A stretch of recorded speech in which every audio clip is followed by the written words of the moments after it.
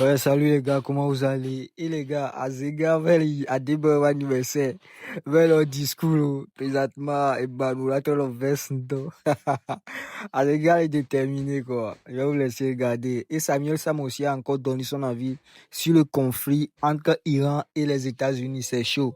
Je vais vous laisser regarder toutes ces vidéos ici. Abonnez-vous, partagez. Ciao. Apothéose, capitaine, mon anniversaire. Alors, moi, je suis apothéose. Ah, deux bonnes no fait. Amadas. À des ballons. Vous allez me dire à des ballons. Il faut tout le coup, il va avoir de 100 millions.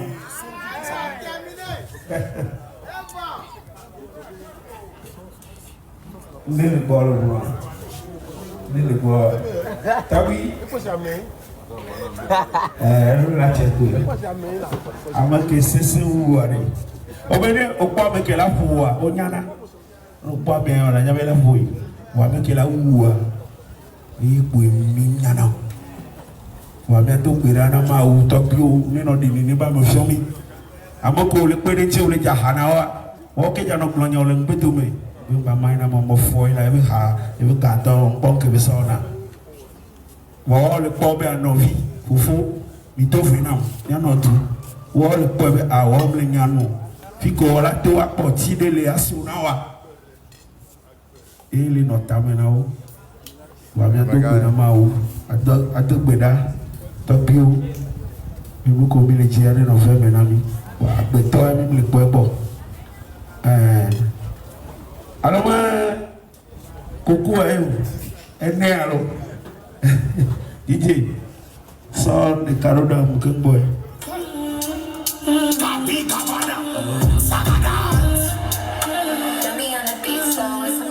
Yeah. Allah madam wa. Fika we are the never. Allah madam wa. Oh, better son, oh be raga de son. Hey, I see no na see you can go like the ose no. Oh my te pose. See style no be rap style, but you no can have the capella kick from far. Whatever you know, what I can follow. Tuer l'ayatollah Ali Khamenei. Et beaucoup de gens se demandent pourquoi les Russes et les Chinois n'interviennent pas. Mais moi je dis la bonne question, c'est de se demander pourquoi les Turcs n'interviennent pas. Parce que la Turquie partage une frontière directe avec l'Iran en fait. Donc si normalement quelqu'un doit intervenir, c'est les Turcs en premier. Donc en réalité, pourquoi ils n'interviennent pas? Eh bien c'est très simple, parce que c'est pas encore le moment, c'est tout. Parce que tout ce qui se passe sur un agenda historique bien connu de chacun de ces royaumes en fait. Donc, ils vont toujours attendre le bon moment pour intervenir. Ils vont pas intervenir comme ça juste. Et puis ça dépend des types d'alliances qu'ils ont en fait. En tout cas, la mort de l'ayatollah Ali Khamenei ne serait pas sans conséquence. Parce que l'ayatollah Ali Khamenei, je ne sais pas si tu sais que c'est le 38e descendant de Mahomet. Ouais. Tu sais pas. Enfin, il s'identifie comme le 38e descendant de Mahomet. Pourquoi? Parce qu'en fait, après la mort de Mahomet, les conflits de succession ont commencé à naître. On se demandait qui allait succéder à Mahomet pour diriger l'empire islamique et tout et tout. Donc il y avait des gens qui pensaient que ça devrait être un compagnon de Mahomet qui s'appelle Abou Bakr. Tu connais? Abou Bakr, lui, il était très intime à Mahomet. Ils ont traversé beaucoup de choses ensemble, en gros. Voilà. C'est là-bas même qu'a commencé le schisme. Il y a des gens qui pensaient que c'est Abou Bakr, le compagnon de Mahomet, qui devrait le succéder. Et d'autres ont pensé que la succession de Mahomet devrait provenir de sa lignée. Donc, ils ont fait une fixation sur un cousin de Mahomet qui s'appelle Ali.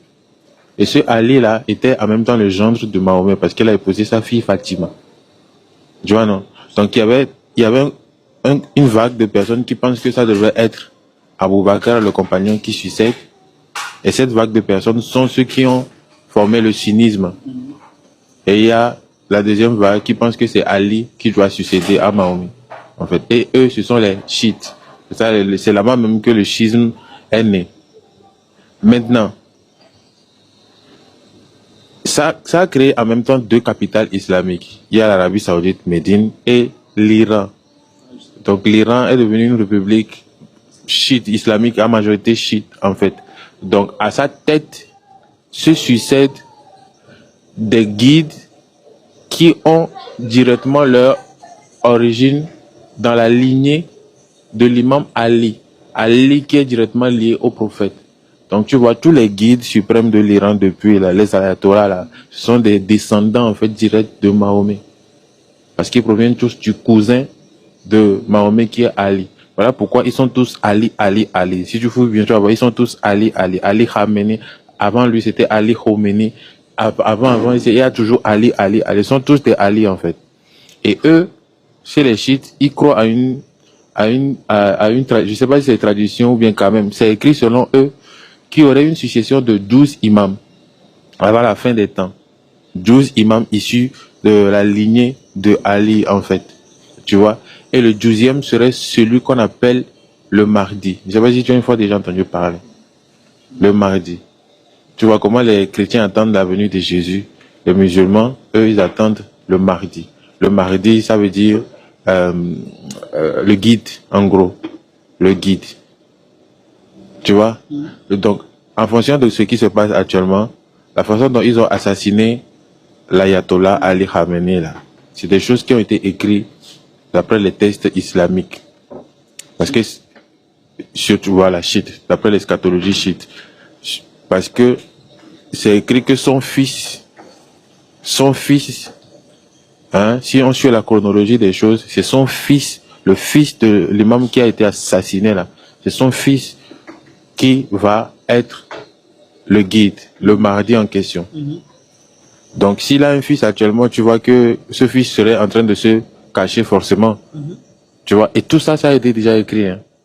Ça a été déjà écrit avec une précision pas possible. C'est écrit même que le 11e imam sera assassiné. Oh. Tu vois un peu? C'est fou, hein?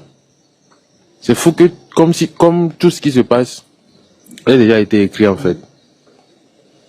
Donc là, avec la mort de l'ayatollah, il va se passer pas mal de choses en termes de conflits majeurs, nucléaires, qui va accélérer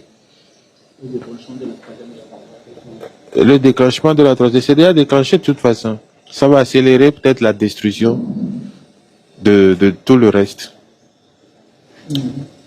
Tu vois? Maintenant, il faut que, pour l'instant, ce qu'on voit, c'est un combat entre sionistes et islamistes. Parce que quand les États-Unis s'allient avec, comment ils appellent, Israël, pour combattre l'Iran, on voit en fait le sionisme qui combat l'islam. Tu vois, c'est pourquoi la Russie et la Chine ne peuvent pas intervenir pour l'instant. Parce que les conflits là ont des dessous très religieux. Tu vois, non? Donc, après, ça va prendre une dimension où les Russes vont être obligés d'intervenir. Parce qu'il y a aussi une prophétie écrite qui dit que à la fin des temps, les chrétiens et les musulmans bâtiront une alliance. Tu vois, non? Et la Russie a une majorité orthodoxe. Et la majorité, et voilà, la Russie a une majorité orthodoxe. Donc, forcément. Il y a l'ancienne religion israélite. Oui, oui, oui. C'est ça. Les orthodoxes sont très liés. Oui, oui, c'est ça. Tu vois. Donc, bref, on est là, on va voir la suite des choses. Hein. Ça, c'est le monde qui part en couille en live. On suit les événements en live. C'est même pas quelqu'un va nous raconter. Ce qui est bien, c'est que quand tu connais l'histoire avant, les choses se dessinent et tu vois clair, tu vois. Tu sais comment t'orienter. Mais sinon, il y a plein de gens qui sont dans le bleu actuellement. Ils sont là seulement. Peut-être qu'ils vont se réveiller un matin avec une bombe nucléaire dans leur maison. On n'en sait rien. Mais bref, c'est recommandé de privilégier la vue dans les campagnes.